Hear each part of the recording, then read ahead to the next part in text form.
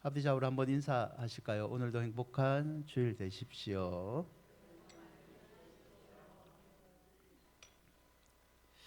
여러분, 이사나 집안을 정리할 때 여러분은 잘 버리는 쪽이세요? 아니면 계속해서 보관하는 쪽이세요? 여러분은 어느 쪽입니까? 저는 잘 버리는 쪽입니다. 저는 잘 버리는 쪽이죠. 우리는 이사나 집안을 한번 정리해야겠다라고 마음 먹었을 때 늘 갈등을 겪어요. 이 티셔츠가 목 부분이 늘어났는데 이거 버리자라는 사람이 있으면 아니다, 이거 잠옷으로 쓰면 된다 라고 보관하자라고 말하는 분이 있죠. 요즘 휴대전화가 자주 바뀌잖아요. 휴대전화를 최신 폰으로 계속 바꾸자는 사람이 있으면 아니다, 두고 있으면 와이파이용으로 집에서 쓸 수 있다 라고 계속 보관하자라고 주장하는 사람들이 있습니다. 여러분, 물건을 쉽게 버리지 못하는 습관, 저장하는 습관이 좋은 습관입니다. 하지만 이 물건을 쉽게 버리지 못하는 습관이 우리의 일상생활에 지장을 준다면요, 그거는 약간 문제가 있을 수 있습니다. 이런 버리지 못하는 습관을 가지는 게 정도를 넘어선 것을 저장 강박증이라고 불러요. 표를 보여주시면 몇 가지 자가 진단표가 있는데요. 집안에 특히 내 주변이 어수선하다. 대부분의 청년들이 해당될 것 같은데, 사용하지 않고 단지 모으는 목적으로 물건을 3개 이상 갖고 있다. 버릴 때 괴로움이 심하게 느껴진다. 이런 걸 체크했을 때 몇 가지에 해당하시는 분은 저장 강박증을 의심해 봐야 된다는 거죠. 저장 강박증은요, 필요 없는 물건을 버리지 못해 무분별하게 모아두는 현상입니다. 한번 정리를 하면 몇 개월에 한 번씩 정리를 하는데요. 옷을 몇 개월 동안 방구석에 모아두는 것, 냉장고에 상한 음식은 언젠가는 먹을 수 있다라고 생각해서 음식을 방치하는 정도의 병적인 현상이죠. 사진을 보여주시면 이게 좀 심하면요, 이렇게 되죠.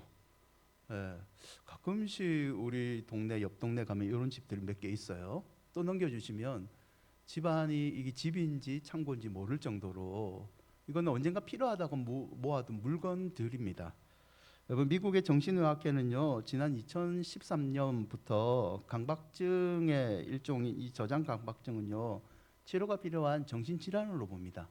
미국 전체 인구의 2%, 많게는 5%까지 저장 강박증 환자들이라고 분류를 해요. 우리나라는 어떻느냐? 표를 보여주시면 보건의료 빅데이터 개방 시스템이 한 3년, 2021년부터 2023년까지 강박증 환자들을 파악을 했는데요. 2021년에는 36,913명 정도예요. 그러다가 표가 조금 급격하게 올라가죠. 22년에는 44,490명 정도, 그리고 2023년에 42,030명 정도입니다. 3년 동안 11만 명 정도고요. 해마다 꾸준히 이 저장 강박증의 환자들이 늘어나고 있다는 거죠. 여러분, 버릴 때 버리지 못하면 일상에서도 문제가 좀 생깁니다. 이게 나만 그냥 피해 입는 게 아니라 주변 사람들도 다 같이 좀 피해를 입게 되죠. 믿음에도요, 버려야 할 것을 버리지 못하면 문제가 생길 때가 있습니다. 특히 무언가 새로운 은혜를 하나님께 간구하고 있을 때 그 새로운 은혜를 받는 첫 단계가 뭐냐면 하나님은 버림을 요구할 때가 있습니다. 에베소서 4장 17절에 그러므로 내가 이것을 말하며 주 안에서 증언하는 이제부터 너희는 이방인이 그 마음에 허망한 것으로 행한 같이 행하지 말라. 사도 바울은 에베소 교인들에게 권면을 할 때 너희들 안에 아직까지 이방인이 가지고 있는 허망한 것이 자리 잡고 있다. 그 허망한 것을 따르지 말라, 버려라 라고 권면을 하고 있는 거죠. 허망하다라는 것은 마타이오케스라는 말인데요, 속이 텅 비어 있는 것, 목적이 없는 것이라는 뜻을 갖고 있습니다. 이걸 필립스 역으로 보시면요, 조금 더 다가오는데 이방인과 같은 방식으로 살지 말라고 얘기하죠. 왜냐하면 그들은 세상의 환상으로 눈 가리기를 하고 살기 때문입니다. 예수님을 믿고 있는 사람들도 아직까지 말씀대로 사는 것이 아니라 이방의 방식을 버리지 못하고 살고 있는데, 그것은 신앙의 눈을 가리고 있는 잘못된 방법이라는 말이죠. 여러분, 바울은요, 구원이라는 것은 단순히 우리가 죄로부터 구원되는 것을 포함해서 허망한 삶으로부터 구출받는 게 구원의 의미라고 얘기를 합니다. 목적이 어디인지 모르고, 그리고 죽음 위에 어떤 세계가 모르는 데서 그 방황에서 구출하는 게 구원이라고 바울은 얘기하죠. 사랑하는 여러분, 여러분의 삶이 허망함으로부터 벗어난 그런 새로운 삶이 되시기를 축원드립니다. 여러분, 그러기 위해서는요, 우리는 버려야 할 것을 버려야 됩니다. 바울은 본문에서 두 가지를 얘기하는데요. 첫째, 바울이 버려야 된다라고 얘기하는 것은 영적인 무지입니다. 4장 18절인데요. 함께 한번 읽어볼까요? 그들의 총명이 어두워지고 그들 가운데 있는 무지함과 그들의 마음이 굳어짐으로 말미암아 하나님의 생명에서 떠나, 총명이 없어졌기 때문에 사람들은 그 무지 때문에 하나님의 은혜를 누리지 못하고 믿음을 떠나 허망하게 산다라고 얘기를 한 거죠. 여러분, 우리 가운데 영적인 무지함이 있는데 이게 그냥 모른다는 것을 뛰어넘어서 하나님의 말씀을 따르는 것 같지만 실상은 내가 생각할 대로 따라가는 것도 영적인 무지함이죠. 가끔 우리는요, 우리 안에 예수 그리스도를 믿는다고 하지만 바울이 지적한 것처럼 세상의 방식을 그대로 따라가는 경우도 있는 것 같습니다. 지식이 성경 말씀이 중요하다는 걸 알지만 성경 말씀보다는 내 열정과 내 감정을 더 소중히 여길 때가 많은 것 같습니다. 하나님께 나오는 것도 정성이 중요합니다. 하지만 하나님을 어떻게 섬기는가 보다는 내 정성을 더 소중히 여길 때가 있는 거죠. 그래서 내가 천주교에 가든 불교에 가든 세계 평화를 위해서, 인류의 국가의 번영과 내 마음을 위해서 그냥 빌면 되는 것 아니냐. 하나님을 섬기는 것도 하나님이 원하는 방식, 성경이 말하는 거 알겠다. 하지만 내가 내 마음을 다해요. 내 방식대로 그냥 하나님 앞에 정성을 다하면 하나님이 좋아하지 않겠느냐라는 거죠. 지식이 아닌 열정만 강조할 때도 있습니다. 하나님이 나에게 말씀하신 것은 별로 중요하지 않습니다. 내가 하나님의 말씀을 깨닫는 것 중요하죠. 하지만 내가 너무 강조됩니다. 내가 하나님을 체험하고 내가 하나님께 말하는 게 그게 중요하다. 다른 사람이 어떻게 느끼든 상관이 없다는 마음이죠. 여러분, 열정이 넘치는 거 좋습니다. 열정이 넘치는 사람들이 많은 공동체는요, 활기차고 너무 좋습니다. 사역도 많이 하고 너무 좋죠. 하지만 열정만 넘치면 문제가 생길 수 있습니다. 여러분, 열정과 열정이 부딪히면 어떻게 되는 줄 아십니까? 열정과 열정이 부딪히면요, 폭발합니다. 이게 나만 폭발하는 게 아니고 옆에 사람도 폭발하고 공동체가 같이 폭발하는 거죠. 이런 거죠. 어떤 사람이 자기가 하나님의 음성을 듣고 예언을 한다고 합니다. 그리고 이 사람이 얘기하죠. 내가 3일 전에 그녀네 교회 목사에 가서 예언함을 받았다. 이러죠. 옆에 사람이 가만히 있더만, 너는 3일 전에 받았느냐? 나는 10분 전에 예언을 받았다. 박 목사가 못생겼다. 여러분, 이런 예언을 받은 사람들이 공동체에 너무 많은 거예요. 그러면 누가 진짜 하나님의 음성을 듣고 하나님의 예언을 한 거죠? 이 사람들의 문제점은 뭡니까? 자기가 받은 것만 강조하는 겁니다. 여러분, 성경은 그렇게 가르치지 않죠. 성경은 하나님의 말씀대로 하나님의 공동체를 위해서 은사를 준다라고 얘기를 합니다. 기도라는 것은 우리가 알다시피 내가 원하는 것 하나님께 받아내는 게 아닙니다. 무슨 우리가 이게 업자도 아니고 하나님께 얻어내는 것, 그게 기도는 아니죠. 성경은 명확하게 기도라는 것은 하나님의 보좌 앞에 나가서 우리가 겸손히 우리 자신을 낮추고 하나님의 뜻을 우리가 받아들이는 게 기도라고 정의를 분명하게 하고 있습니다. 하지만 어느 순간 우리는 이 하나님의 보좌 앞에 나아가는 것까지는 동의하는데, 나를 낮추고 하나님의 음성을 듣기보다는 하나님 주십시오라고 받아내는데 초점을 너무 맞추고 있다는 거죠. 그 문제가 뭐냐면 하나님의 말씀을 제대로 알지 못하기 때문입니다. 여러분, 한 번쯤 예로 제가 얘기했는데요. 오래전에 제가 기사에서 접했던 좀 안타까운 죽음 하나가 있었습니다. 그 죽음이 뭐냐면 태어나지 얼마 되진 아이가 죽었는데 이 아이가 옥매트에서 죽은 거예요. 죽은 이유가 엄마가 이 아이를 너무 사랑했기 때문입니다. 여러분 생각하기에는 이 집안이 가난했는갑다. 엄마가 혼자 키워서 분유값이 없었는갑다. 그래서 잘못된 선택을 했다라고 생각할 수 있죠. 정반대입니다. 엄마가 아기를 놓다 보니까 너무 몸이 안 좋잖아요. 몸이 다 망가지잖아요. 아기 놓은 직후에는. 그래서 누가 옥매트에서 한번 누워봐라. 그럼 몸이 빨리 회복된다고 한 거예요. 몸 안에 찬 기운도 없어지고. 그래서 아기 엄마가 옥매트에서 지내니까 너무 좋은 거예요. 배도 따뜻해지고 이 근육통도 없어지는 거 너무 좋으니까 내 태어난 우리 아가도 이 옥매트에 누우면 얼마나 좋을까라고 생각을 한 거예요. 그래서 아기를 옥매트에 눕혔죠. 옥매트 아시죠? 옥이 많이 박힌 좋은 겁니다. 근데 아이한테는 안 좋습니다. 옥이 아이한테 독이 되죠. 아이가요 결국 이도화성으로 죽습니다. 어른과 같은 피부를 아이는 가지고 있지 못하죠. 여러분 엄마의 잘못은 뭡니까? 엄마는 아기를 너무 사랑했습니다. 문제는 아이에 대한 지식이 좀 부족했던 거죠. 예수를 믿으면서 우리가 왜 깊은 믿음으로 못 가느냐, 왜 우리는 믿음이 못 자라는가, 여러 가지 이유가 있습니다. 하나님께서 때로는 우리에게 바로 믿음을 안 자라게 하고 시련의 과정을 거치게도 합니다. 정금같이 나오는 과정을 거치게도 하죠. 하지만 또 다른 이유가 뭐가 있냐면 우리의 믿음이 자라지 못하는 거예요. 그것은 영적인 총명함이 말씀을 제대로 배우지 못한 이유도 있습니다. 여러분 비록 몸이 피곤해도 때로는 다른 사람과 함께 배우는 게 불편하죠. 요즘은 밥도 혼자 먹는데 식당들도 그렇게 만들어잖아요. 다른 사람과 함께 말씀을 배우고 내 삶을 나눠야 되는 거 이거 되게 불편합니다.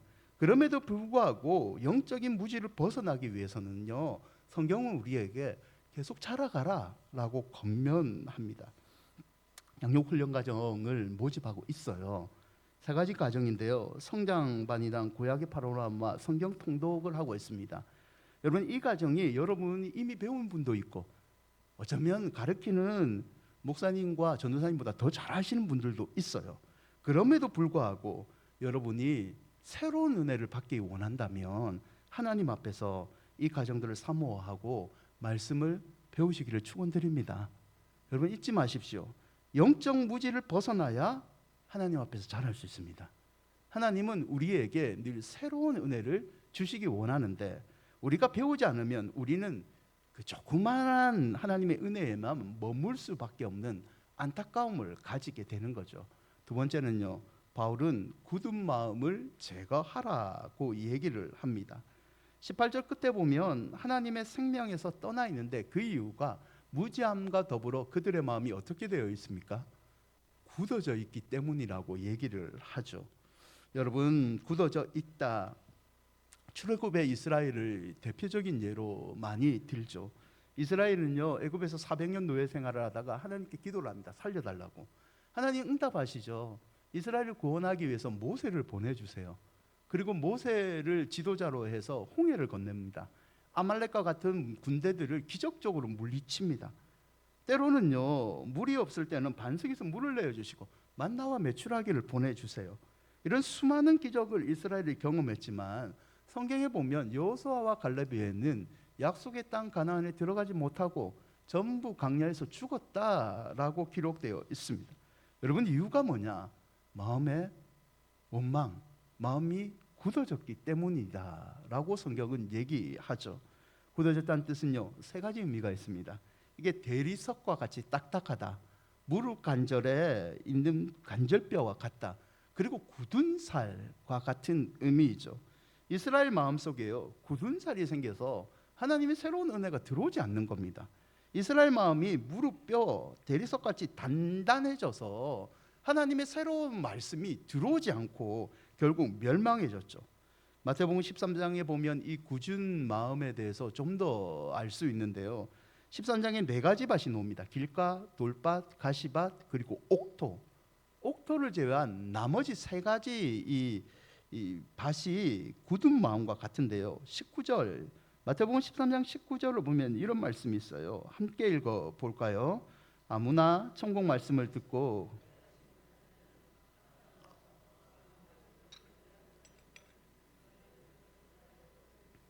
길가와 같은 마음은 굳은 마음인데요. 이 단단한 마음입니다.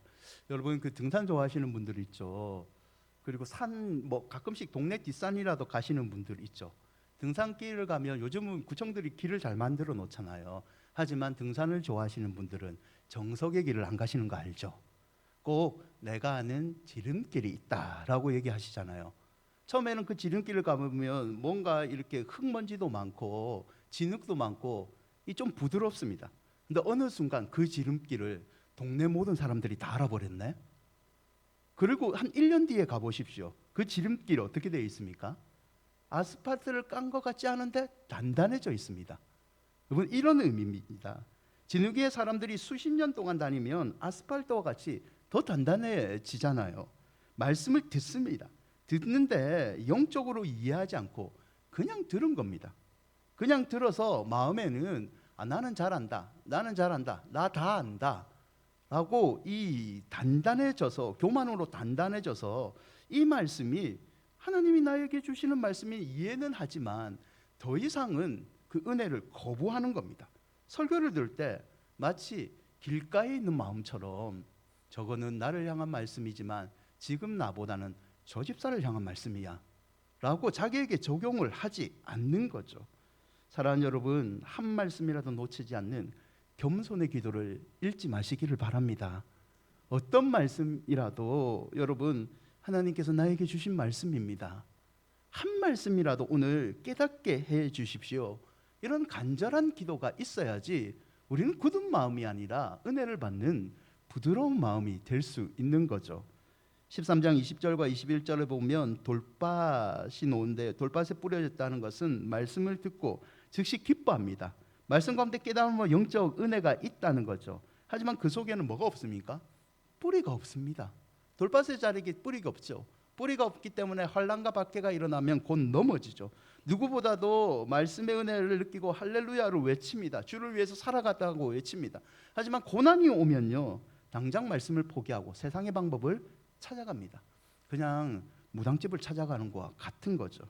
여러분, 가시밭은요, 하나님의 말씀을 잘 받고 이해합니다. 하나님의 씨앗이 잘 자랄 줄 알았는데 어느 날 다 죽어버립니다. 왜 그런지 예수님이 두 가지 이유를 설명하는데요. 13장, 마태복음 13장 22절입니다. 함께 한번 읽어볼까요? 가시떨기에 뿌려졌다는 것은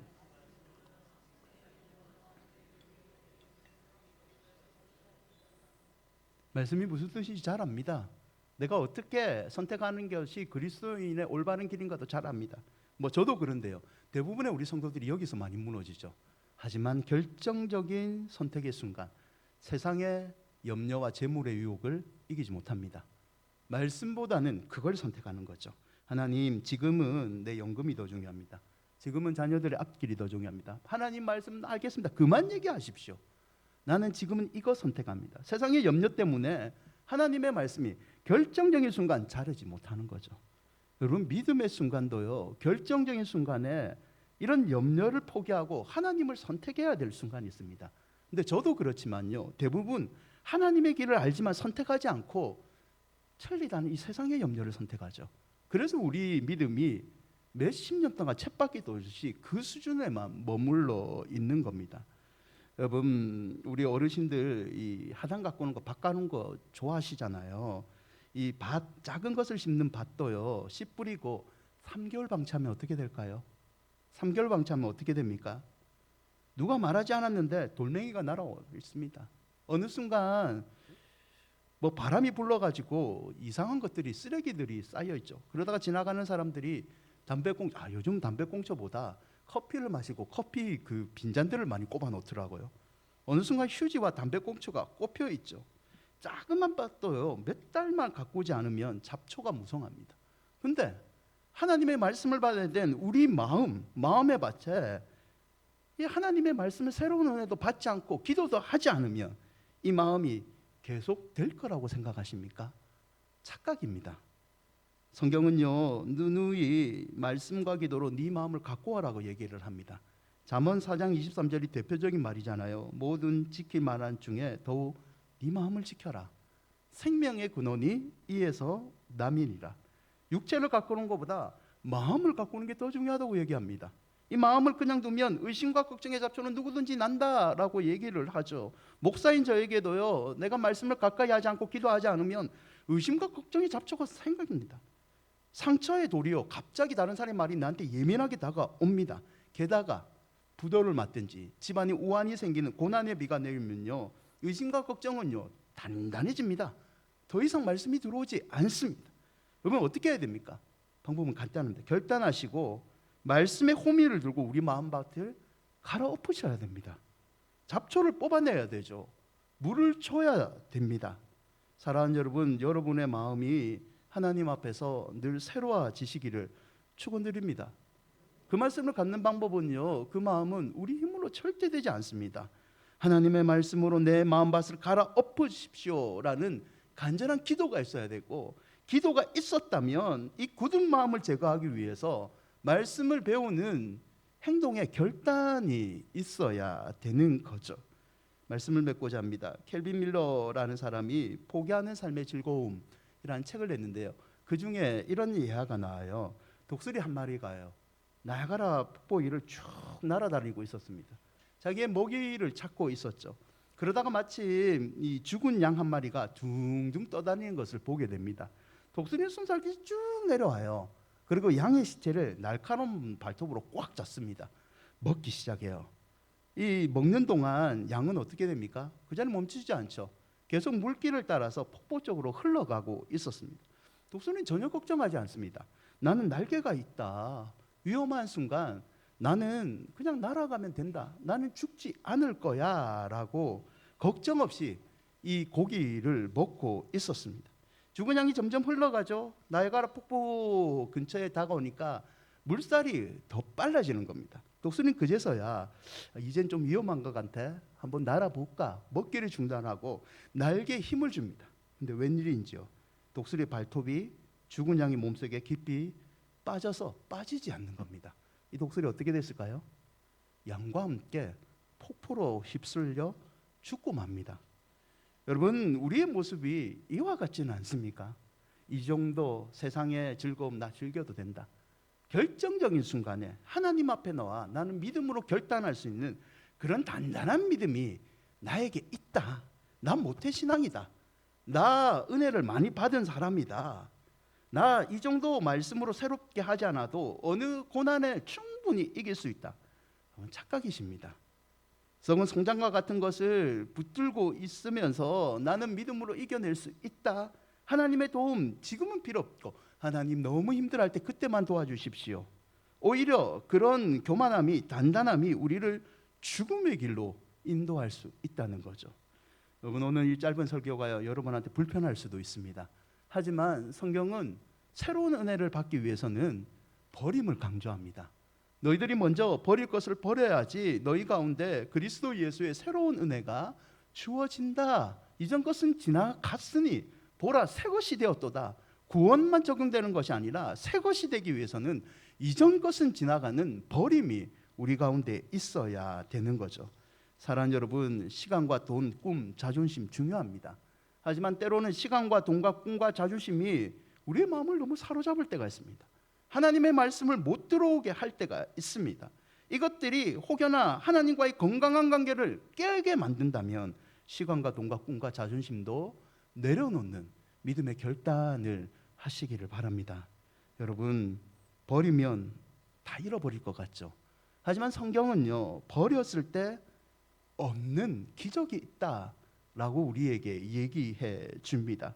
예수님께서는 내 손에 덧없는 보물이 가득한데 내가 어찌 너와 손을 잡고 걸어가겠느냐라고 어쩌면 한탄하고 계신지도 모릅니다. 고린도후서 10장 4절과 5절인데요. 마지막으로 함께 읽어볼까요? 우리의 싸우는 무기는 육신에 속한 것이 아니에요. 하나님의 능력이라 모든 이론을 무너뜨리며 하나님 아는 것을 대적하여 높아진 것을 다 무너뜨리고 모든 생각을 사로잡아 그리스도에게 복종하게 하니. 이제 9월이에요. 9월이면 여러분 마음 가운데 기도의 응답을 바라는 간절한 마음이 있을 겁니다. 하나님, 올해가 가기 전에 꼭 응답을 원합니다. 내 믿음이 깊어지기를 원합니다. 그런 은혜가 여러분 넘치기를 축원드립니다. 그러기 위해서는 이 말씀처럼 우리 마음 가운데 이론, 하나님 아는 것을 대적하는 모든 이론을 무너뜨려야 됩니다. 모든 생각과 삶의 목적을 다시 한번 그리스도 예수께 맞추어야 되고, 우리의 중심을 내가 잡는 것이 아니라 성령 하나님께서 내 마음의 중심을 잡아달라고 간절히 기도해야 됩니다. 여러분, 허망한 자가 아니라 하나님 앞에서 새 힘을 얻는 권속이 되시기를 바랍니다. 그렇기 위해서 말씀과 기도를 가까이 하시고, 그 말씀과 기도가 내 삶의 힘이 된다는 것을 날마다 체험하시기를 주의 이름으로 축원드립니다. 찬양하시죠.